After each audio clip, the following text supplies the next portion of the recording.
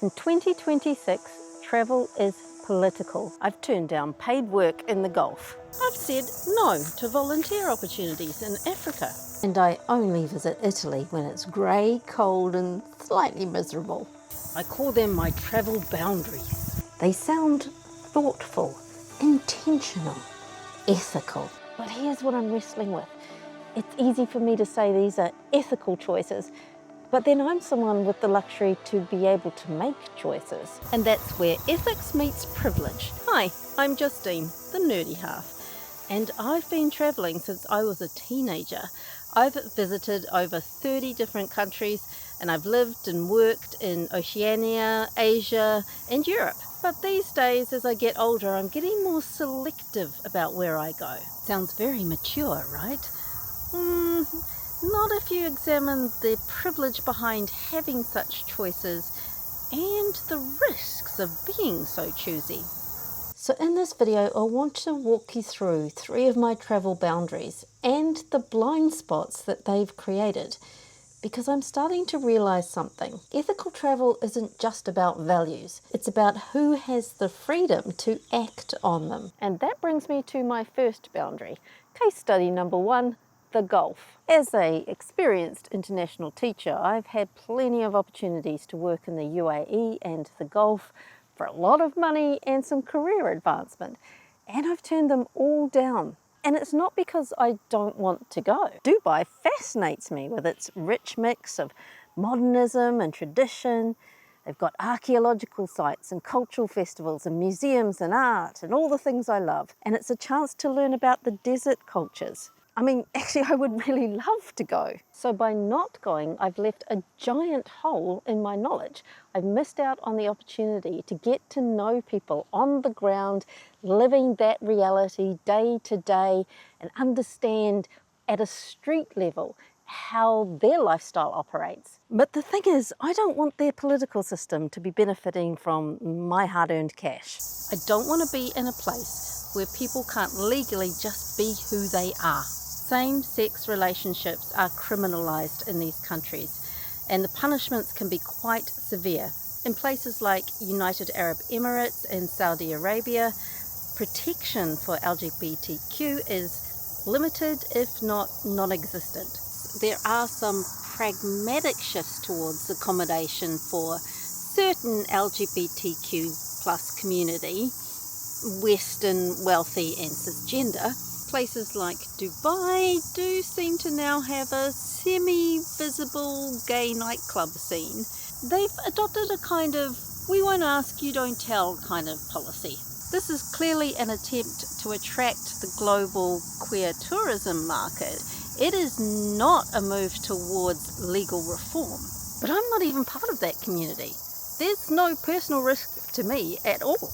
That's one of my privileges. Wouldn't it be better for me to engage, to learn from the locals and share my international perspective as well? Isolation's never led to growth either. Tourism expansion does improve employment opportunities in such countries, but this is a long shot. It might seem like more tolerance, but the we won't ask ambiguity for foreign tourists doesn't cancel out the severe legal penalties and persecution that local LGBTQ Saudis still face. The reality on the ground for the local community hasn't improved at all. I'm still not going. It's a political stance and I'm happy to own it. But that's because I can turn down job offers. My circumstances give me that choice. So am I really taking a principled stance, or am I just opting out of something uncomfortable because I have the economic choice to do so? Saying no is really powerful, but only if you can afford to. And that's where ethics meets privilege, which brings me to my second boundary, because I'm not so economically endowed that I can follow all of my values. Another opportunity I've had to turn down, and this is one that I still hope to reverse one day, is an opportunity to spend some time with friends doing volunteer work in Burundi. This would have been a grassroots project led by locals to help the economy grow sustainably. Daryl and I were super excited until we did the budget. The cost of internal flights and transports in Africa is out of our range. Burundi is landlocked and it doesn't have a major aviation hub. So the cost was just too much for us. We ended up in Vietnam, which was 3,000 kilometers further away, but cheaper. So when I say choose not to go, it is a budget constraint for me. This one in particular is a budget constrained travel bubble. And that leaves another blind spot. It means that a lot of us don't get to see how this actually works on the ground, what volunteering really looks like. When I look at the cost of travel within Africa, it makes me feel poor because I can't afford it, but that is nothing compared to the poverty of the people that I'm actually want to go there to help. Burundi has a 70% poverty rate, and it's actually at a level 3-4 travel advisory at the moment. So there's not going to be a lot of people getting there to help them out. Most of those who can go are likely going through a voluntourism package deal, which can be quite expensive. So if you don't have that kind of budget, you're kind of going to miss out on this voluntourism. And it means only certain parts of the population are getting to see things that probably everybody should. There's actually a lot of debate around the benefits of voluntourism and the downsides. One day I hope to be able to look into it firsthand and I'll let you know what's going on.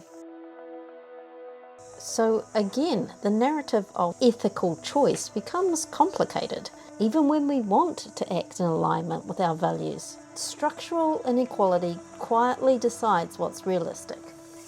And then there's the third kind of boundary, not political or financial, but about flexibility. For our last case study, let's jump to Italy, somewhere I have been. And when I went here, I made the ethical choice to only go in the off-season. Florence, a beautiful city, struggles with 16 million tourists annually. And that's compared to roughly only 360,000 residents.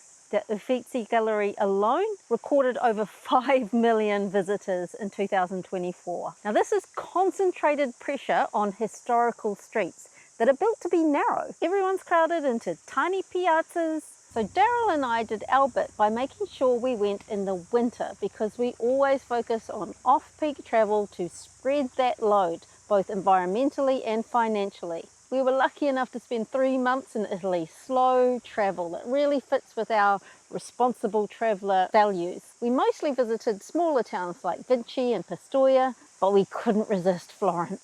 But here's my point. Timing for off-season travel is a luxury that Daryl and I can choose because we have that flexibility. But what about shift workers? What about families with kids that have to go to school? What choices do they have with off-peak travel? In England, parents can now be fined £80 per child for missing school. It rises up to £160 if it's more than 5 days. Authorities actually issued 460,000 of these fines in the 2024-25 year, which I kind of love because it shows that many families are just traveling anyway. Rebel move, really admire it. But it still ties back to my essential point. Ethical travel is not always about personal choice. And that's the blind spot that we unpack the least when we talk about responsible travel. Most advice assumes that you have wiggle room when some of us just don't. And by ignoring that, we're creating an unnecessary guilt. This guilt isn't accidental. It's been produced by the travel market, by an economy that has turned travel into a character test, ignoring the reality of unequal access. Wealthier people with more flexible lifestyles get to wear a mindful, responsible traveller badge, when the rest of us just don't have that opportunity in the first place. The privilege kind of creates parallel realities. And that's what I've realized. Travel used to be about aspiration. Now it's about affiliation. In 2026, travel is political, and pretending that it's just wanderlust is the biggest blind spot of all.